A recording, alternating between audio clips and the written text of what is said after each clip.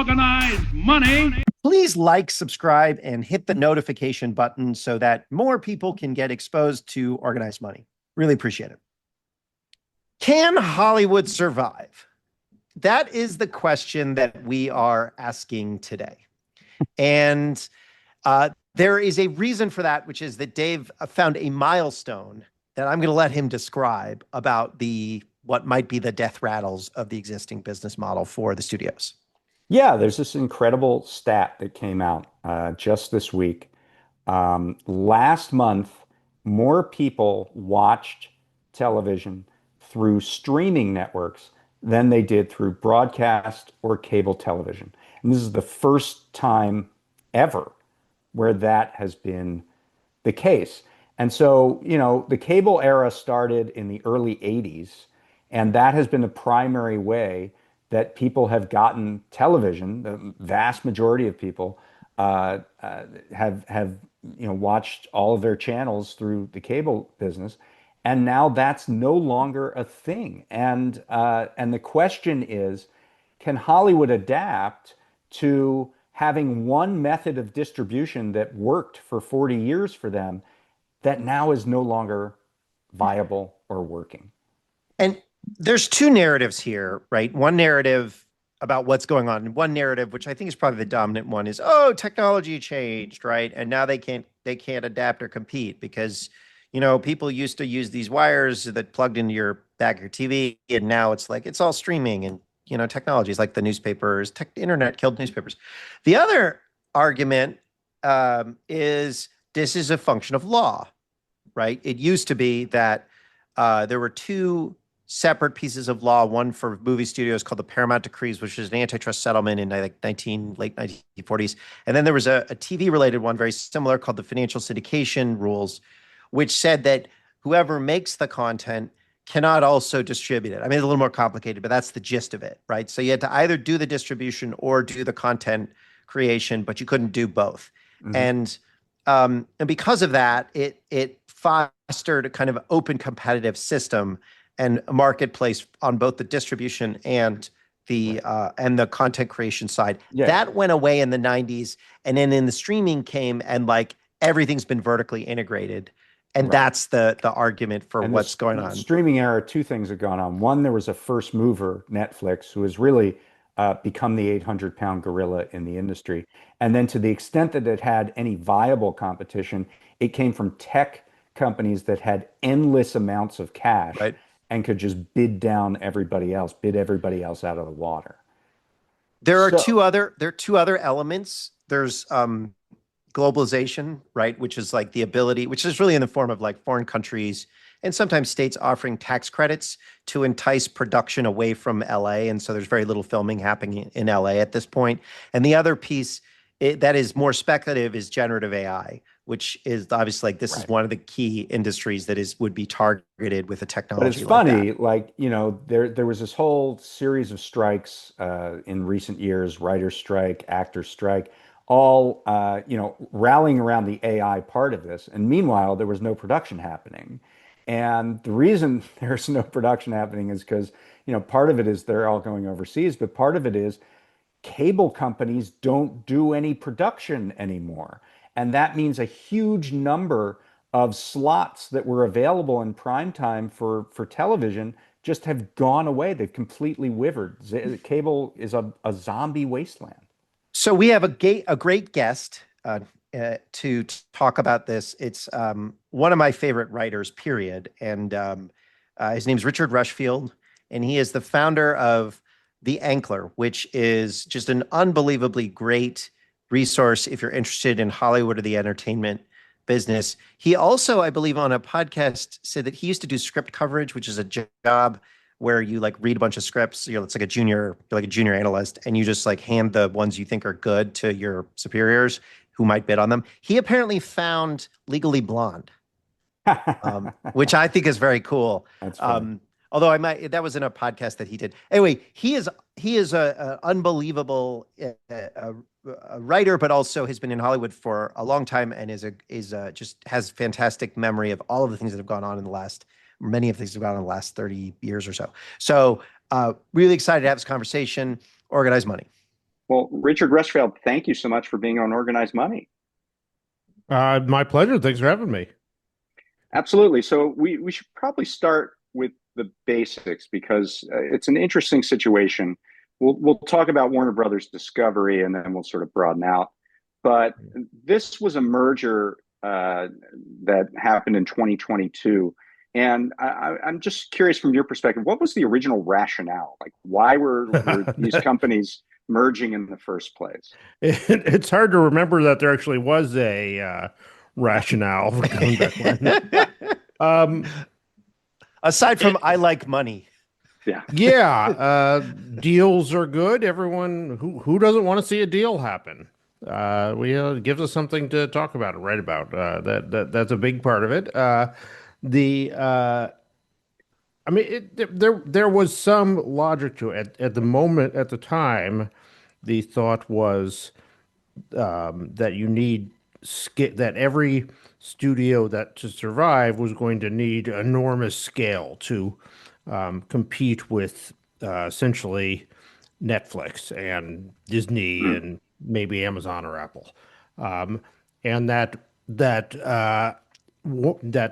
at the end the AT&T Warner Brothers did not have enough scale to really be a competitor there. And if it's a question of scale, they probably didn't. So the thought was you combine that with the Discovery assets, and they're slightly bigger then. They still didn't have enough scale, but took half a step closer to that. There was a logic for the streaming service that in that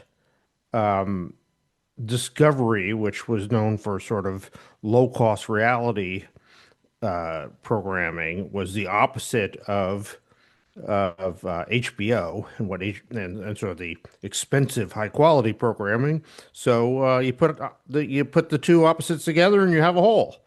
It Um, was amazing. Like we're going to take this prestige HBO brand and make it worse, and that's going to work. That was the idea. uh, More or less. I mean, it was that.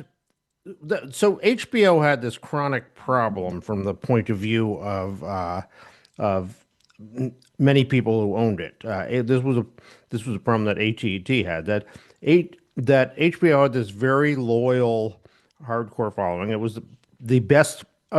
The two brands in all of Hollywood that had any kind of consumer identity were HBO and Disney, two different Mm. sorts of audiences. And HBO had a very loyal following. It was as far as It's upscale not TV. TV, it's HBO, right? Yeah, That's the and like, it meant yeah. that. And it meant that HBO, when HBO debuted a show, everybody looked at it, Mm. which is certainly not, which is still probably the case, and isn't the case for any other network that they can launch something, they still have trust and they still. But the problem is that is an exceptionally loyal and pretty big audience, but it's not everybody. It's not even like half of everybody. It's maybe a fifth of everybody. And if what you're wanting to do with your network is or with your company is to reach everybody, because that's the game that they're in now, HBO then has to be something else. So either you totally change HBO or you mash it together with another company that does other stuff. And that's the thinking that got us to this place. So you brought up AT&T Time Warner, and I mean, we're more focused on antitrust than Hollywood. But I follow that case in detail, and I remember a lot of the arguments for what I mean, because that was a merger, right? But it was an antitrust case, and the judge ultimately ruled that the merger could go forward, even though the government challenged it. But the judge bought the arguments about scale, right? The idea is, oh, AT&T has pipes, and then Time Warner has content, and we can put the content through the pipes, and that will somehow allow them to compete with Google and Facebook. Yeah, and on the business side, there was this momentum that sort of like, well, they have the pipes, so they need things to go into it. They've got to own content because they have to put things through the pipe, which was a ludicrous argument, but it Which was. it was really weird, right? And it didn't make any sense at the time. But I guess one question is like, okay, and I'm not trying to put you in the position of defending a merger because I don't, I wouldn't say, you're not going to defend it, nor should you. But like, We're all just here to understand. when they said we want scale, right? We need scale. Like it's easy to hand wave that away and say, oh yeah, well they all say that. What did they actually mean? Like, what do you need more? How does more stuff, more content, more distribution, and you put it on? What's the theory that like leads to more money?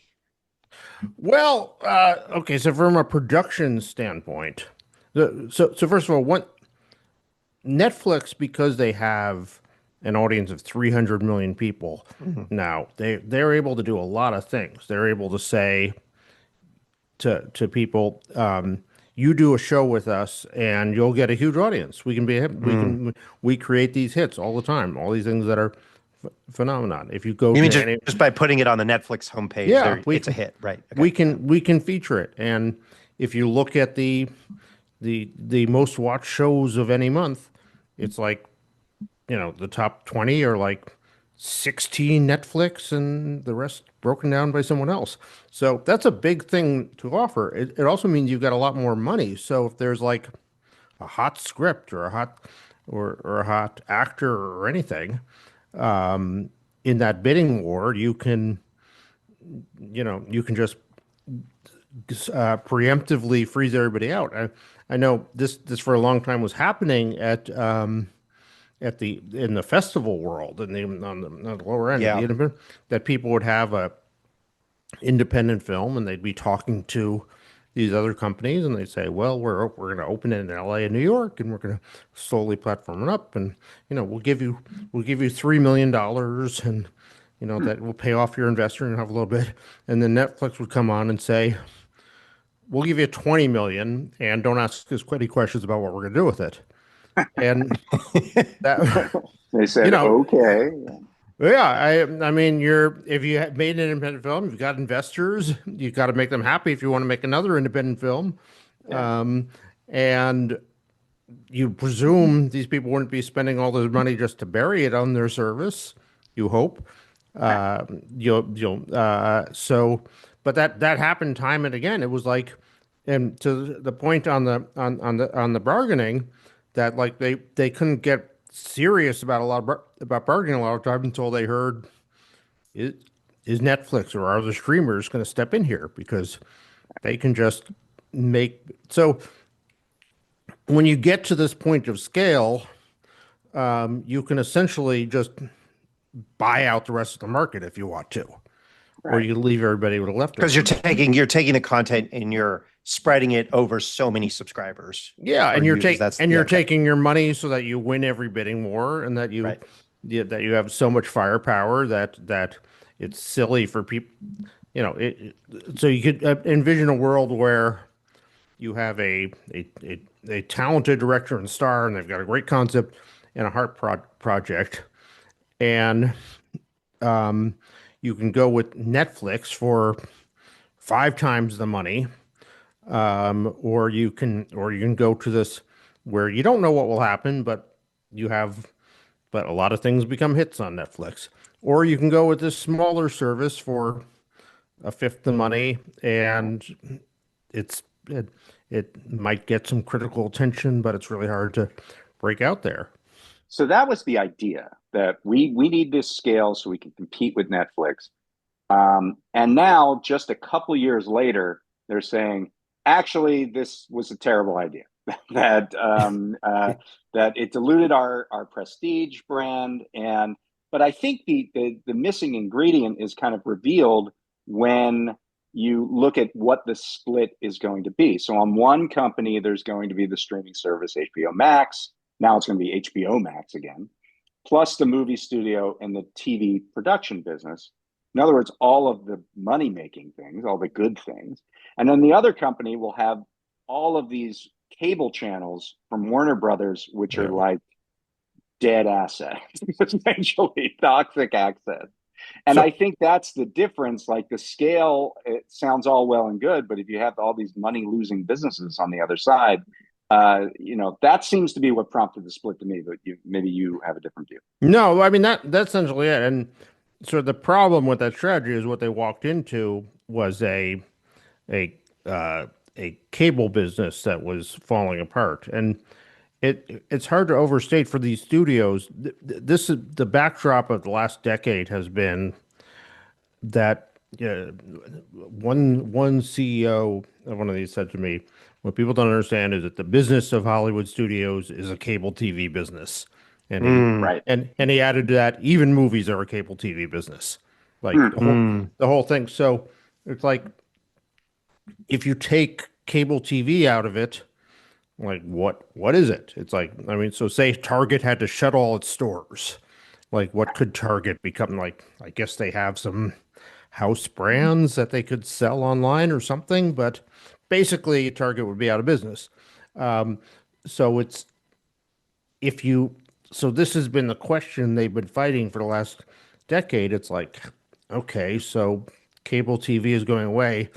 How do we get around that? And the Hail Mary was, okay, create another Netflix, and then we have another Netflix, and we can do it. Now, only only Disney has really done that. Right.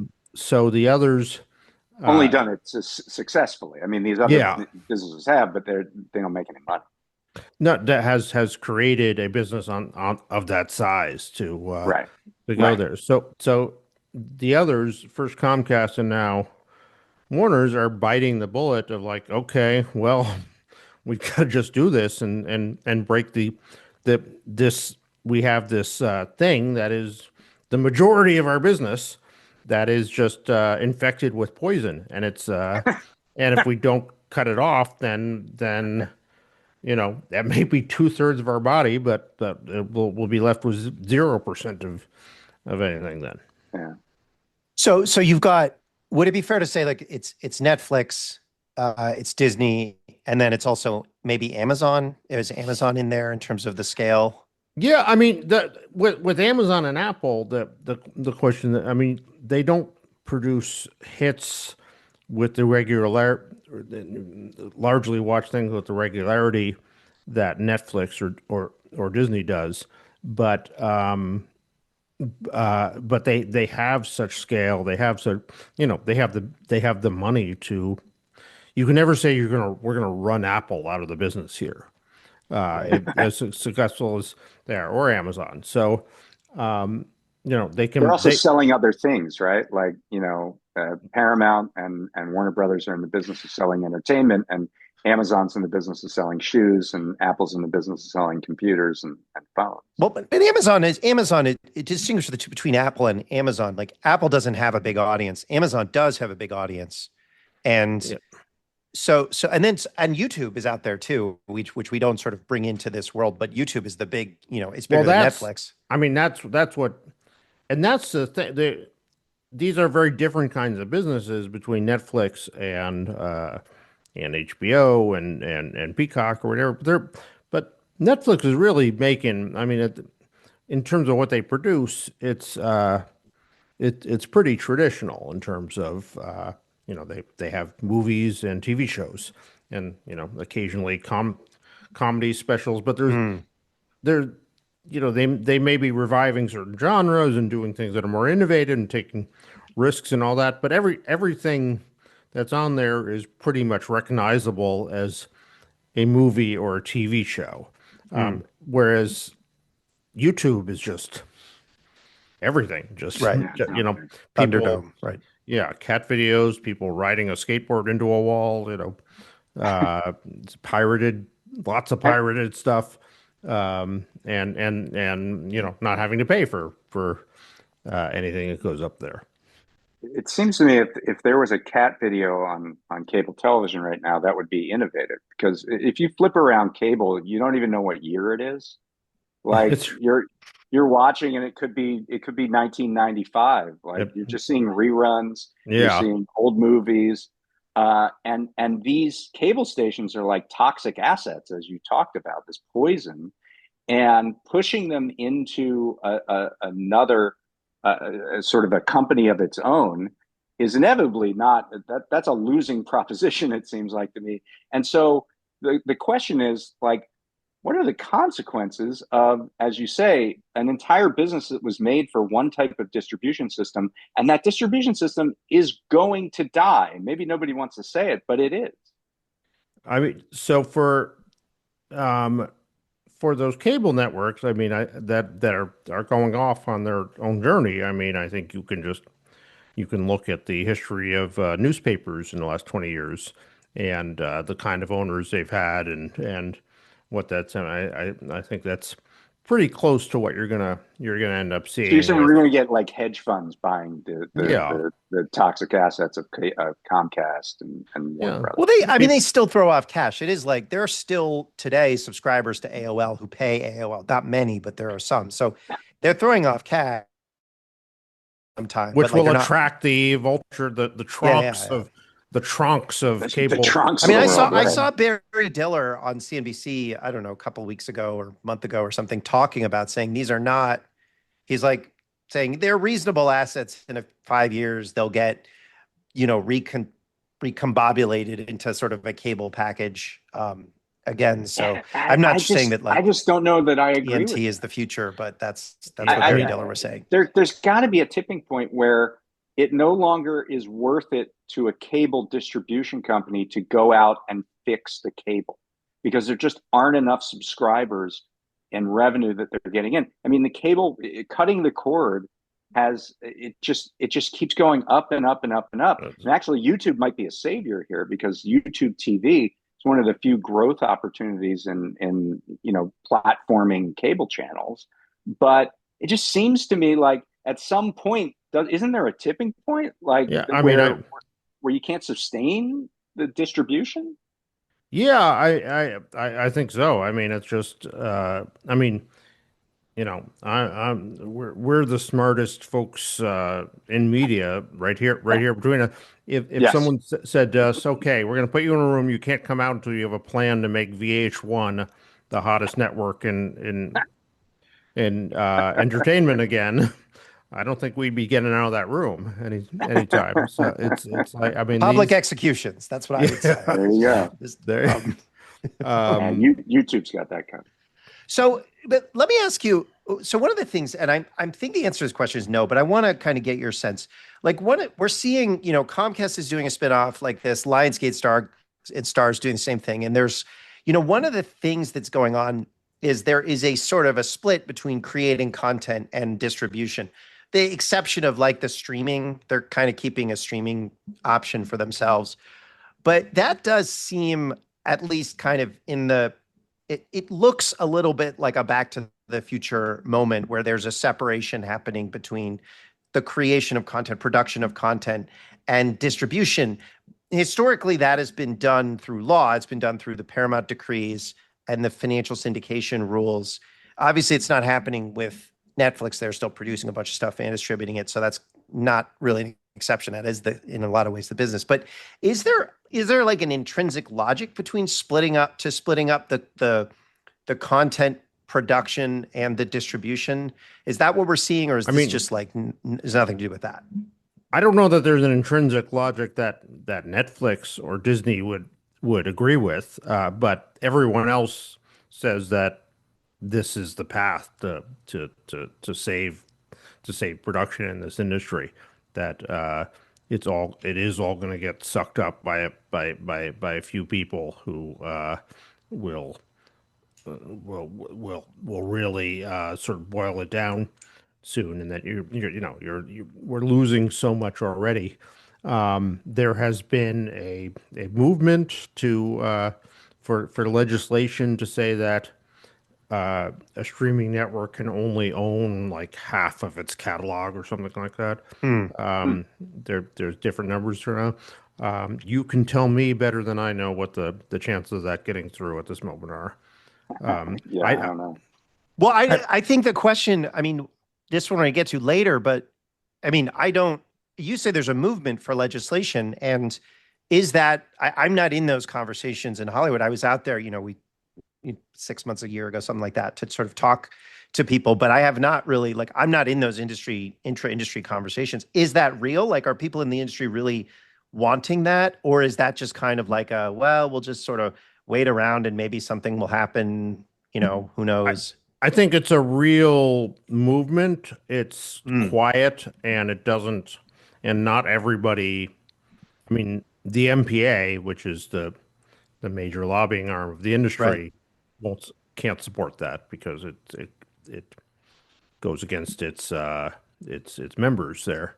So it's being undertaken on individual accounts. Mm, I've heard that the agencies are supportive-ish of it, but mm. they're certainly not doing it publicly. So It's a movement that no one will admit is happening. yeah, It's like, which doesn't give you great confidence in its right. chances for Silent success. movement. Yeah. That its advocates are Well, I think maybe part of that is because there's so much uncertainty. I mean, the crazy part of this to me is that it's very clear we're moving inexorably kind of towards streaming. Streaming beat broadcast and cable in total viewership last month. It was like the first time ever. And streaming companies yet, except for Netflix and maybe Disney, they don't make money. And it's like you're simultaneously seeing this is the next frontier, and yet we're working on the business model as we're flying the plane, essentially. And so what can come out of that? Whether it's this structural separation kind of by just by business model, or do you see consolidation in this? Like these streamers aren't going to lose money forever, right? well, the hope for all of them was consolidation, and you sort of felt at the beginning of this year that they were waiting Yeah. for the starting gun of consolidation to happen, and then those bidding wars that Netflix can preemptively buy everyone out of, those get a lot easier when there's only two or three players at the table. The But I think now, that the one piece of consolidation that was on the table going into this year seems to be frozen for murky, ambiguous reasons, has kind of led to a And pause you're on that. talking about what? You're talking about the I'm talking Paramount? that, yeah, the Paramount Skydance Right. transaction. So can you just tell us, like, what is this Skydance deal? So Paramount has been trying to sell itself in some form or another for it seems like half a decade. They formally sort of announced the process a few years ago. David Ellison, son of Larry Ellison's, I believe, seventh richest man in the world. Yeah, Oracle co-founder or founder. Yes. Yeah. Who somehow manages to avoid the backlash of all the other people on that list, like manages to actually keep a low for. But anyway, David has a production company called Skydance that has been one of the major co-producers along with Paramount and sort of co-funded much of their slate. They He made a deal to essentially it is so complicated. Your listeners and I both will go into a coma if I try to describe this, but it is he will buy Paramount and then Paramount will buy him back and pay him off, and it's incredibly complicated. And you look at the financial arrangements and you just feel like no good will come of this. But the alternative is much worse, which is that Paramount doesn't have a buyer and is a company that is sort of hemorrhaging in a lot of ways, basically because of the collapse of its cable business, essentially. And if it had to go on its own and sort of live off what it makes, minus all the debt it has to pay back, it would be a very bad time. So they have this deal, which is complicated and ugly and everything, but to get it done, they need FCC approval. And unfortunately, at this moment, Donald Trump is suing 60 Minutes, which is a program on the CBS network owned by Paramount, for you know, one of his more sort of ludicrous actions, suing them for maligning him, and a profile they did of an interview they did with Kamala Harris. I forget exactly what they're accused of. They have, they've been negotiating a settlement. According to reports, Paramount has offered to pay him for this, to pay off this ludicrous suit, to just make it go away, and presumably they would get FCC approval, which has been mysteriously held up since then. And they're also now, I think that they're in the last 50 days of this has to be resolved, or the deal is undone at that point and goes back to buyers. So the clock is ticking, and they haven't reached a settlement on the 60 Minutes deal, and the FCC hasn't approved this deal. So that's where they are. I see. Everything is above board. It sounds like it sounds awesome. Thank you. Couldn't be All right, better. great. Which That one is nasty. Yeah, I can tell you there are a lot of rumors in DC. I mean, I'm sure you've heard them about why that one. None of them are good. It's not. Sherry Redstone is in a place of very bad choices. There's no. She doesn't have any good options open to her, and we're hoping she takes an honorable good option, but a bad option. But there's not. If the deal falls apart, the future for Paramount looks pretty ugly there. So, So maybe that's the first shoe to drop potentially. Yeah, and then it just all these, on the positive, if you don't support massive consolidation, if this puts a pause on that, then that's a good outcome. So just to sort of change subjects to something else that, I really liked your interview with Jonathan Glickman, who's the CEO of Miramax. And, you talked about a number of things, and he had this like unnaturally cheery disposition, which is weird in Hollywood at this point. But he's got people who make movies every day, and they're going out and they're if you're going to throw down, $20-40 million to make a movie, you've got to somehow convince yourself that the world isn't coming to an end tomorrow. Well, yeah, and his movies have been very successful, so but I guess kind of one of the things he talked about was that Hollywood sort of does reform itself in its darkest moments at these industry inflection points. And one of the things that I think has changed since I started paying attention to Hollywood into business models in the kind of mid 2010s is generative AI, right? Which has emerged. And that is just kind of creating this other dynamic that is, I don't know, threatening, challenging, promoting, whatever it is, the idea of creating content like everywhere. And so I guess one question is how are the studios thinking about generative AI? Like, is it purely a cost-cutting measure? And I'm kind of reminded in that scene in the movie The Player, when they're talking about how you could just get rid of writers. And he's like, now if we could only get rid of like actors and we'd have something. Yeah. And it's like generative AI actually allows you to kind of, is that like what they're thinking, that it would actually allow you to get rid of the whole, having to make a movie thing and just putting in, a bunch of prompts? Well, it's a spectrum of that. I mean, to date, how far are we along into the AI era here? 3 or something like that. No one has shown. I think it was 2022 when OpenAI came out with their. So no one to this date has shown me a completely AI generated, even short film that I would watch for more than 15 seconds without getting totally bored, or an article that I would read more than a paragraph of. So,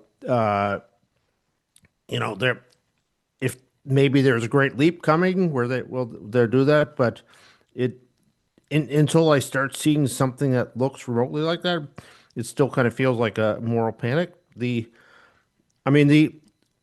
the studios, first of all, cost cutting, of course. If you can fire thousands of accounting staff or paralegals or whatever, or special effects. I mean, special effects is something that's something that will, if you look at like a Marvel movie and you stay through the credits, you'll see thousands of names that scroll past that work Right. on the graphic. That it's not just 20 people there.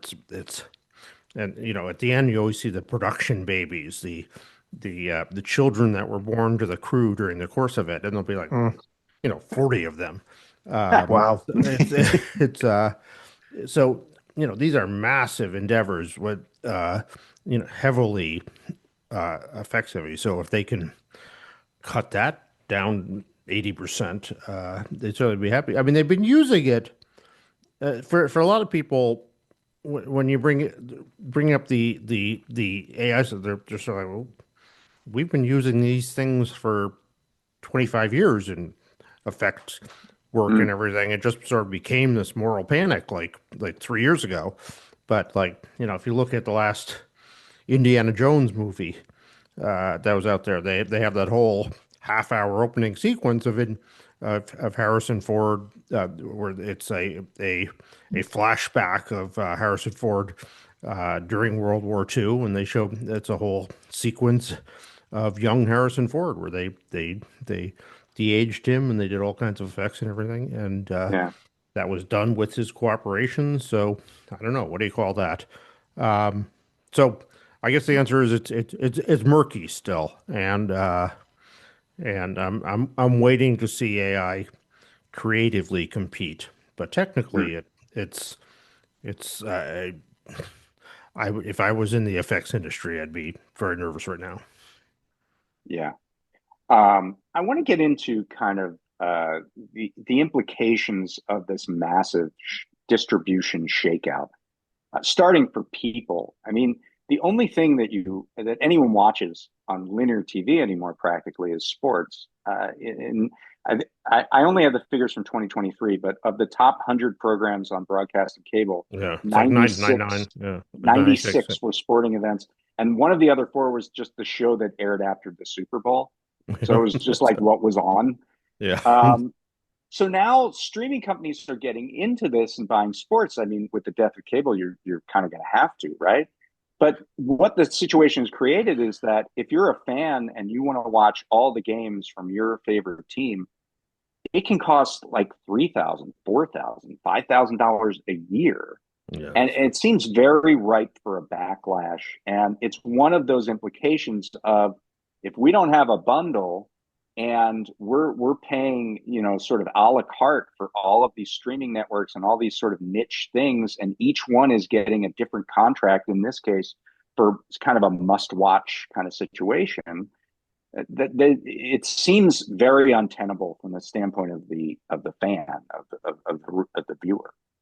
Yeah, I mean, it became like until this year, really, it became that we went through a couple years where it became like live sports is the thing that's going to save Hollywood, and it was this bidding war on everything, and sort of David Zaslav had declared when he came in that he wasn't going to get involved in those things, and sort of forced to take, because nobody could sit out. I mean, the advantage that live sports has is that it's live, so people stay there and watch the ads. So it's highly advertiser demand. So that's and that's why all these awards shows still get decent fees despite the fact that their audience is relatively small at this Those point. are the other three or four Yeah. top 100. It's all award shows. Yeah, and it's they have live audiences who will Yeah. presumably sit through the ads. So it became this thing, but the price got inflated, and I think you're going to see in the future some auctions come up that are where the bubble starts to deflate there a bit, because it's just not, the numbers don't add up anymore. Right. I don't mean to be to add like bummer on top of bummer No, here, but that's so much. That's what I do. So much of it is like is actually just gambling money. Yeah. Just gambling, gambling advertising is driving a lot of the sports bubble, I guess. That's Um, interesting. Yeah. I get one question here. I mean, like in sort of the distance of a lot of what's going on in every industry is, these dominant tech firms, which have power kind of across the economy in ways we've never seen. And that is like, it's kind of funny. You go to not every business conference, but a lot of them in lots of different industries, and they will all say, man, the real threat on the horizon is Google, Amazon, or Meta or something like that. And I guess one question here is like, there's like some antitrust action in the background around Google, right? And there's also some on the other ones, but Google is the main one. How has that, like, I noticed when I went out, when I talked to people in LA, they're like, that is like on the, they do notice that. Like, how do people see, like, what is the relationship between industry and the political system writ large? Are they saying, hey, if it happened to them, it can happen here? Is it like, well, that's too distant? Is it that doesn't matter? Or what is there's something going on? There's a stagnation that I'm feeling, not just in Hollywood, but across the board. But how does that play out where you are? I mean, I don't think there's much feeling of hope. I think the hope for a while was, okay, well, the government isn't going to let Amazon or Apple make a big purchase here, so they won't be able to swallow one of these studios. So that sort of keeps that at bay. And I think now that's more of a question mark of whether that's still the case. They got MGM, right? I mean, that wasn't a big studio, but it was Yeah, a studio. medium side, but Yeah. the idea, I mean, my prediction has been on the table for a few years, and see anything change that Apple and Disney ultimately will merge, and I think no one will stop it when it happens. And Wow. and I don't. You heard it here first. Organized. Yeah. We'll keep on that. Do they need We'll have to scale? call Is that this what it is? We'll have to call this up. Yeah, they need scale. Apple and Disney. It solves a lot of problems for both of them.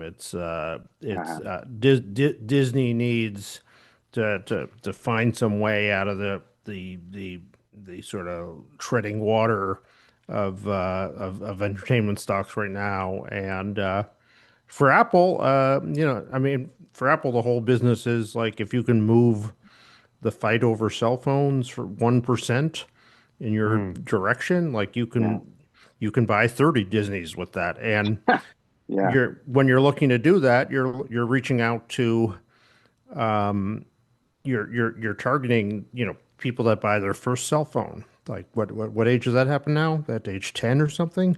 So who's a company that's got a real reach into the hearts and minds of 10-year-olds and is really trusted and a pristine brand at the level of Apple? So that's the logic of it for me. So I want to talk about sort of, is there a change in mindset when you have the Netflixes, the Apples, the Amazons of the world that are making a lot of these decisions? Like, one of the things we saw, and this wasn't necessarily related to those companies, but related to the industry writ large, is an increasing situation where these companies see the value in tax advantages for ditching movies. Acme versus Coyote was kind of the big example of this, where the movie was done and they decided, oh, we'd make more money if we didn't show it to anybody. And there are other ones like a Michel Gondry movie that was about Pharrell Williams, and another documentary on Prince. And it's like financial engineers being valued more than the talent, like, a quant more than Tom Cruise. And, I mean, executives always run Hollywood, but is there a new mindset here around this? I mean, I think the backlash against, I mean, they just the Acme versus Coyote thing, like they spent like 2 years arguing. I mean, that was like endless Yeah. fight and question and drag them down. And it was just like, Jesus, you could have dumped it at 20 screens and Right. saved yourself all this. So You mean I they think made the movie and they never released it because there were yeah, better. they just sold it like last month finally Yeah, after it's actually going to come out now, but it was like a huge ordeal, and it wasn't the only thing. Also, we see with streaming, like they see value in taking things off the stream because so then they don't that have to pay royalties and things like well so that. Like, so so that becomes a real like question of scale on that because you've right, got to everything you have on your service you have to pay, even if you're just paying pennies for it. You have to pay some amount of money. So if you have these, 1,000 things that nobody that have just a trickle of trace amounts of audience, but collectively that costs you, $25 million a month. You sort of look at that and like, why are we paying $25 million a month for this thing that 100 people watch? This whole section that right. it's so it's not people. There is a price to keep me. I think ultimately this will sort itself out into like you have to have the streaming equivalent of like the 99 cent bin essentially, like a serp the Hmm. and I Mm. mean and you've got that some like Tubi Tubi and stuff. Yeah, yeah. and That Pluto, is the like discount bin. Yeah, they run a lot of that stuff. And but I free think ad-supported television. I think they're called, right? They're yeah. fast. Yeah, I mean, you'll have other things that come on, like we'll pay you to watch an hour of these three Keanu Reeves movies you never heard of.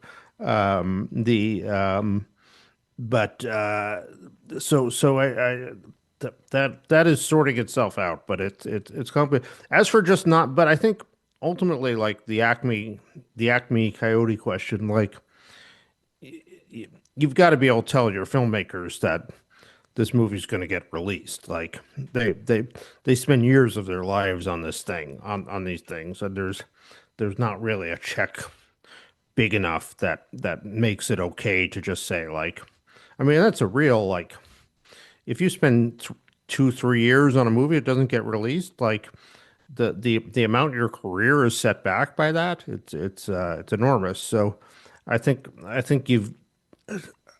going to be until one company achieves like such dominance that they can just do whatever the hell they want and really not care what anybody thinks, or not have to pay a price for it. And that's the thing. People, Netflix, like they say, well, people still work for they weren't releasing it, but people still work for them. But that comes at a price. They have to write a much bigger check, which Mm. isn't what they want to do forever. Just to have to pay a premium for movie making. That is like it's like we will.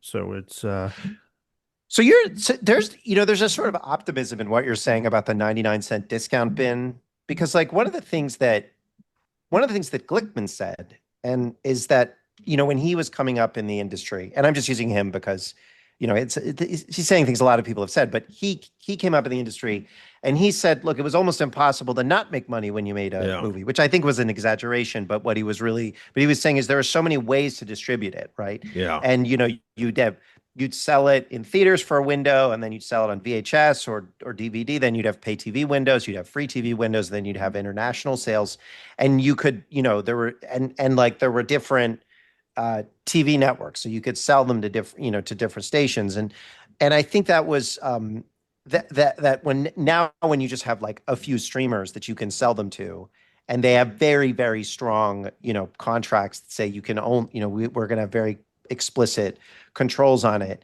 That was really demoralizing and meant that if the guy you gave it to didn't distribute it well, you're kind of screwed, right? But what you're saying is there are more distribution sort of outlets that are occurring if you have, the sort of free TV, the 99 cent bin, and various other things that are I mean, emerging. Emerging is Right. the ing is not quite emerged. Some of them like Tubi are already there, but I don't. I mean, It's interesting when I talk to the independent film world, which I really think is the heartbeat of entertainment. I read a lot like if independent film dies, and then all of Hollywood dies after it because it's what supplies. They're like the bees of Yeah, agriculture. exactly. And they supply they pollinate everything, and they supply the talent, they supply the creativity, the breakthroughs that you look through. It all kind of bubbles up from that. That's the place where people take risks and they take chances. And there has been a real hopelessness for the last couple of years. When I'm feeling this sort of defiance and of optimism Hmm. from there lately. Like there are things developing like where people don't can distribute. There are new ways to distribute films and companies that are starting new distribution arms. So you don't need to have a office in St. Louis with five people to get your movie shown there. And there's new ways of marketing movies. And that there's this enthusiasm. It's kind of like there's all these dots, but that they're out there on the board. They're not quite being connected yet, and they're not quite coming together. And a part of that is when the independent film world just creatively has been playing for a very small audience, and they've been Yeah. acting like Well, nobody. So they need to start. They need to step up creatively to meet that challenge. But there's enough happening Hmm. that well, makes that would be good to hear. I mean, that is good to hear. I mean, What just I can remember you like when a David. specific, like what can you look for? Like if you're like into independent so film. there are companies. There's this one company I profiled, the Fithian Group, that Hmm. is creating these sort of turnkey distribution models where they're outside the studios and they're signing sort of boilerplate agreements with all the theaters there. So you can go to this company when they're fully operational. They're just sort of in beta right now, and you can say, okay, I have this film and I have $1 million to market it. So I want it to open on 20 screens in these four cities, and they can give you the boilerplate deal, so you don't have to send people to every theater, and that you can be guaranteed you get like decent terms, that you're not being taken for a ride there, and they'll handle the collection, which is it's distribution is a very labor intensive thing. That is fascinating. Wow. I So didn't sorry, go it on. it's something that other people have tried before in different ways, but has never the time has not been right to do it. And the other part that studios really monopoly on has been marketing. You need, if you're going to market a movie, you need to dump $20 million on TV ads to get that out. And I just people are getting more creative about that and finding new ways. There's this company called Cineverse that had a big hit with this film called Terrifier, and what they do is they specialize in horror films, and they have bought up this. They have, I think, they all these podcasts and like video channels. Like they have all these GoPro channels and everything that index towards horror uh, uh, fans or potential horror things. So when they put out Terrifier, I always get numbers wrong. So forgive me. But it was a five-figure marketing spend. I think it was $30,000 because they just Wow. marketed it to their own network of podcasts and GoPro channels and all this other stuff. So, and that's just one example. There's Well, that's good other. to hear because not to be the angel of death here, but it always it bummed me out when David Lynch died and knowing that he didn't make a movie the last 15, 20 years of his life. It Yeah. bums me out that John Waters has said explicitly in interviews that I can't make a movie because there's no financing available to make a movie of the type that I make. And so it's good to know that maybe there are some new patterns and some new abilities to do things, which is going to have to be because, I mean, theaters really still haven't come back since the pandemic. And that's another $1 million question in terms of distribution, isn't Yeah. it? That definitely is. And you know, I mean, we've just got a number of plagues. We got this consolidation. We've got the challenges from streaming for mind share and all. And it's just, you know, I don't want to underestimate how hard it is to break through with a movie, and that, you know, that's just why a company like Netflix just has an enormous advantage right now of its ability to Yeah. just alert people that this thing exists and is happening. And some of right? The fact that they have almost this endless waterfall of stuff that they can pull from all over the world, and if they populate it in other countries, then they don't have to actually create anything new because it's new to you. So they can just endlessly, you know, pitch you an Australian sitcom or a Korean drama, and you're just going to be fine. But meanwhile, nobody's working out there. I mean, Netflix just had a huge ad campaign. They filmed an ad with Martha Stewart in it, advertising their Korean language content to for American audiences. Right. And that, you know, when is the last time a foreign anything has been marketed to American audiences? But I mean, Netflix, it is a really remarkable thing to see, like something I don't think anybody imagined 20 years ago, which is the sort of offshoring of Hollywood. But I guess I want to sort of the last part of this, I want to actually ask about Donald Trump and his kind of yeah. quasi proposal for Hollywood, which was like, you know, a couple months ago, or maybe, I don't know, a month and a half ago, something like that. He posted on Truth Social that the movie industry in America is dying a very fast death, talked about incentives from other countries. And then in the last piece was in all caps, we want movies made in America again. And he also called the foreign production of films a national security threat, all sorts of like, you know, things that Donald Trump does. Mm. But it was like weird to see a political leader acknowledging a crisis in the industry. So I guess one question is like, is he wrong about the diagnosis? There's very little filming going on in LA at this point. I know you've talked about that Yeah. for years, but like, what was the reaction? Was it wrong? Like, were people like, this is bad faith? Were they like, okay, he's right? Or like, how did that come off? Well, I mean, first, you know, everything Hollywood is not terribly receptive to messages from this president. Uh, so that it was largely dismissed there, and the details were so murky and confused in the investigative that no one quite knew how to respond to it, and it kind of lumped everything in with this whole tariff fight, which isn't something. I mean, it's complicated for Hollywood because it's production, but then we're also in distribution. So does that mean our movies are going to be punished elsewhere and everything else? But as far as drawing attention to the production fight, yes, it's. I mean, he is right that as far as making movies, that is leaving America completely. But the solution to it very much is federal tax incentives is what's going to, because they, you know, I mean, I think it's up to like 40% overseas now. So Mm. so people with a $200 million movie, they've said that it's 40 or 50 million dollars off their budget to shoot somewhere else.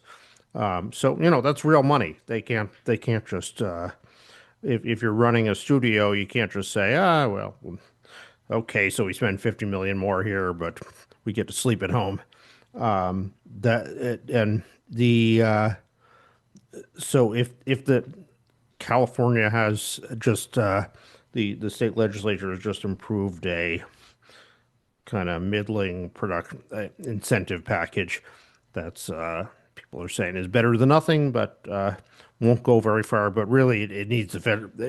If the federal government, if Donald Trump is serious about this, the big solution is the federal government has to step up with incentive that gets us in the range of where other countries are. If they don't do that, then it's just a lot of Right. That sounds like a parallel to Trump and industrial policy. He wants yeah, to put tariffs on anything, but he doesn't want to invest in homegrown businesses to yeah. make sure that they thrive.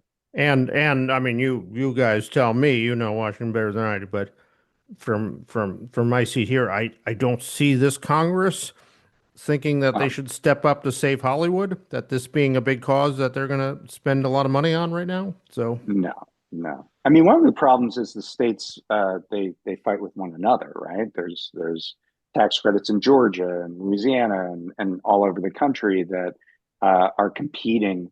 You know, there's this kind of race to the bottom. How much can you give away to attract this stuff? And so, why would they all work together on anything? Is the question.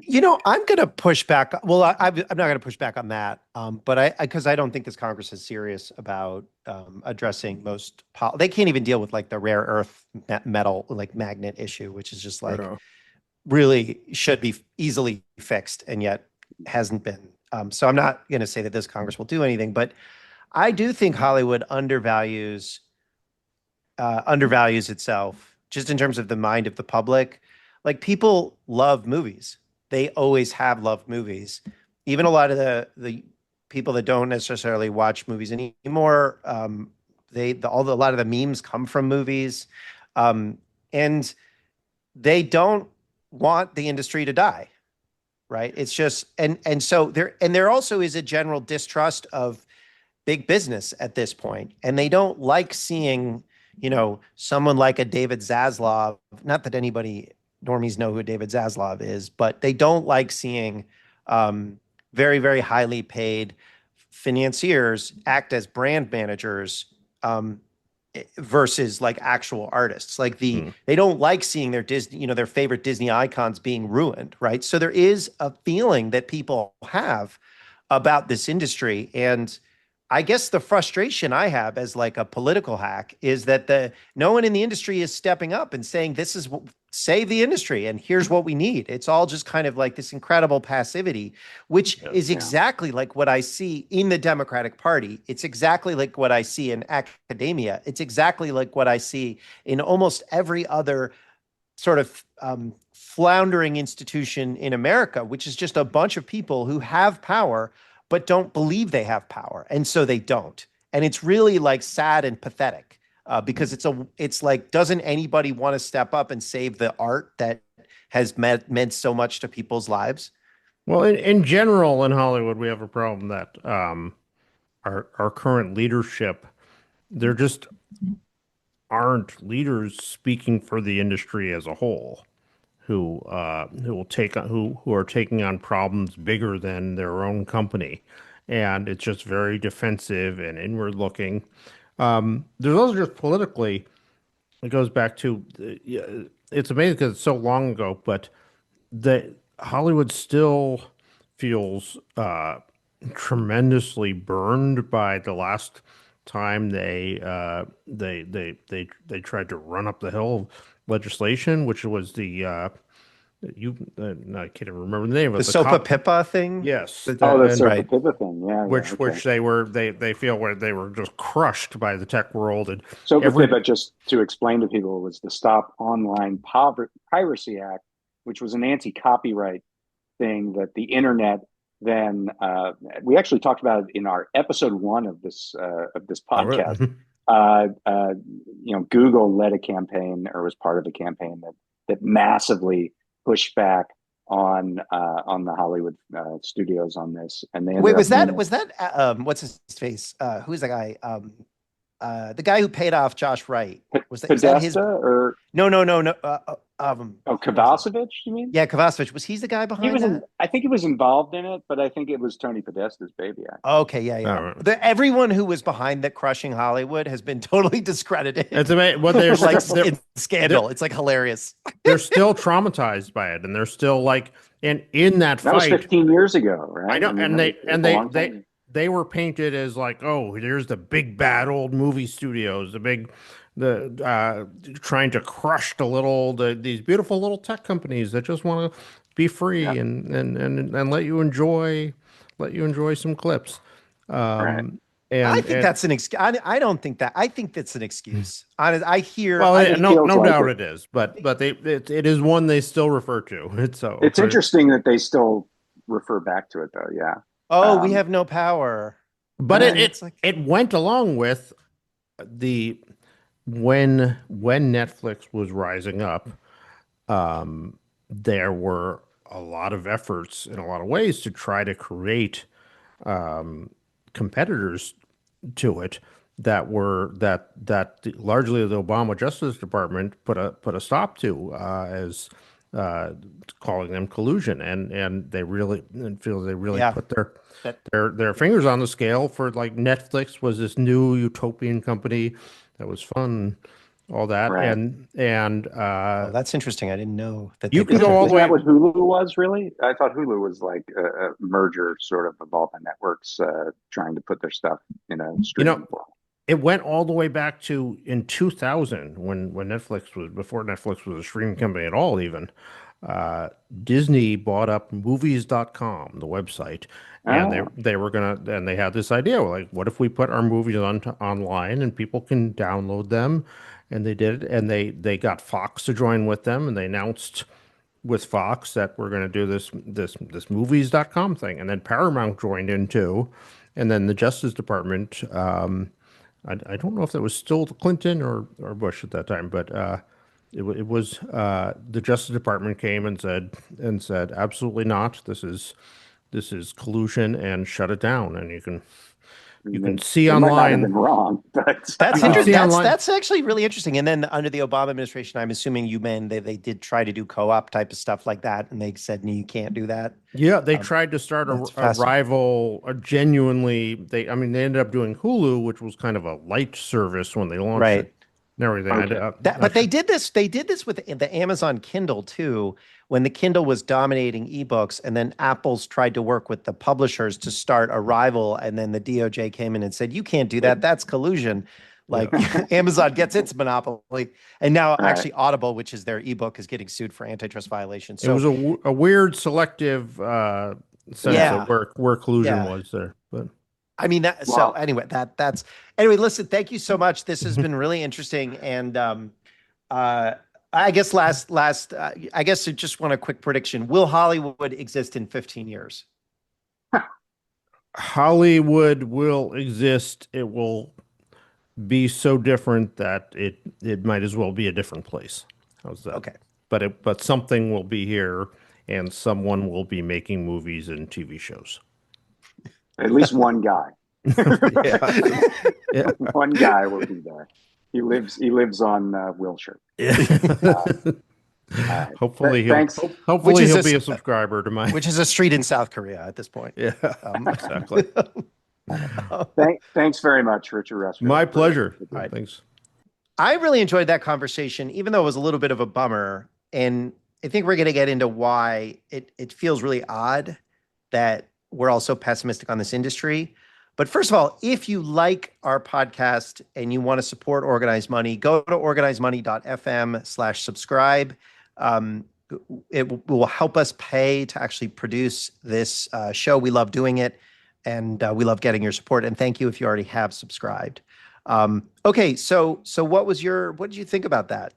Yeah, I mean, I think what you're getting at is, I live here in Los Angeles. I have a lot of friends who are in this industry. I have a lot of friends who are not working right You now used to work because in you were I a did. manager. I Yeah. worked on the worst television shows you've ever seen. If you've ever watched a show and said, "Wow, is that terrible?" I worked on it. Yeah. There's Okay. almost no question that I worked on it. And those shows don't get made anymore either. Like the stupid shows also don't get made because there's no cable. It doesn't exist anymore. And also, we've hit peak TV and we're on the way down. And there is just a whole city here of creative talent that's really good at what they do. There are endless resources. There's a cluster of everything that you need to make movies and television here in Los Angeles. And we don't do it. and we don't do it for reasons that, I mean, you kind of said that are stupid. It's based on passivity. Well, let me get to. I Bad mean, we finance. have it. It is a strange thing that we all carry like a supercomputer with a camera attached, and we can essentially watch stuff on it, and yet we are unable to figure out a business model to make and tell stories. That just makes no sense at all. Which is It like just fundamental to the culture. It's fundamental to who we are as human beings. yeah, and Like, we and for as you put thousands of it, years, we've been telling stories to one another. I mean, we have Hollywood, right? And so to me, it's like it is very clear that it is the it's consistent with a lot of the other things going on in our society. Like I might say, oh, it's technology. If it weren't the case that every other part of our society that does useful things is also getting destroyed. Like we have a massive food deficit right now. It's Right. about $50 billion this year. And people like And food and people, generally. well, no, but also America has the best farmland in the world, Right. right? So it's like it doesn't make sense that we wouldn't be able to make more food here than we eat. Right. We've always done that. That's been something we've done since the 1600s, and now somehow we're not doing it. It's like the medical system like puts pressure on doctor. Like we've gone over many of these stories. It's like if you do something useful, you are treated like crap right now. Right. And that is why people do less and less useful things. So that is what is going on in terms of this industry. Right. I'm And just people convinced don't because it just doesn't make see- any sense. People don't see this industry as like one of our, if not our biggest export. Like that it's actually a manufacturing powerhouse and has been for well over 100 years. And people don't see it that way, but much like the kind of outsourcing and globalization that we've seen in other industries, it's come to Hollywood, and but it's a situation where it's still, it really doesn't make sense because we have the tools and ability to do it here. Well, it's so weird too, because Donald Trump gets up and says that Hollywood is a national security asset. And it's like 100% true. Like China would give anything to have the amount of cultural power that Hollywood has. And people love movies. We all love movies. We fall in love to movies. We like we talk in terms of movies. Like it is stories are so fundamental to who we And are I in Hollywood. should add, It's crazy that the industry doesn't see that about themselves. And I should add, I mean, you said that I made terrible TV shows, but your brother makes movies, and is in the middle of this industry, and I don't Well, know I hate what. my brother, so Well, that's like, true. no, We I don't mean, have he's to just, talk about him. no, I'm just kidding. No, but my brother's a director and writer, and so we talk about it sometimes, but it is just really strange, like how little, But yeah, I just think it's but it's really weird. you talked about this sort of passivity of elites, Yeah. and whether it's the Democratic Party or universities or law firms or whatever, and you kind of cast studio executives or just sort of the people who make things happen in Hollywood in that same Yeah. realm. Like they don't Yeah. recognize the power that they have and the ability they have to really make this a priority. Right. I mean, my conversations with a lot of them, when not that I have like CEOs on speed dial or anything. I totally have all CEOs on speed dial. But no, my conversations with some of them, I'd be like, hey, why isn't anybody, pushing for anything? They'd be like, there's no, it's never going to happen. And I'd be like, well, I mean, has anybody asked? Right. Right. I mean, for anything, right. I'm like, has anybody asked? They're like, oh, we can't do it. And it's like that I'm going to go to a show now. It's like this, The Simpsons, where they're like, we've tried nothing and we're all out of ideas. Right. Right. Exactly. I mean, you're going to lose, right? A lot, but you have to try. That's what politics is about. Like you try a lot and eventually you get something, right? But they're not trying and they don't think that they should try. And it's profoundly strange. Well, It's just really weird. There's sort of a laissez-faire attitude to it. Yeah. Like, okay, we have Amazon to deal with now and Apple and Netflix, and so we're just going to have to figure that out rather than actually, we can through law structure this market. Well, it's like last week when we talked to Hayden and we asked him about doctors, and I'm like, is there a generational conflict? And he said, some of them seem really angry and want to do stuff. But he's like, some of them, he's kind of like worried that they're like, it's just a job at this point and we're going to just clock out. And I feel like that is like very much the overall American vibe right now. And, it's like that in Hollywood, but it's kind of like that and everywhere. You could go anywhere in America. You go to the military, you go into Black America, you go into like the medical system, you go wherever you go, you will find that like tension between things need to change and deep cynicism. And I think that's true in Hollywood as much as is anywhere else. All right. Well, we are going to come back next week. We have another good episode. We're also going to stay in the world of entertainment. We're going to talk to someone who just recently wrote a book about Spotify, and we're going to look at the business of music. So check that out next week on Organized Money. Organized Money.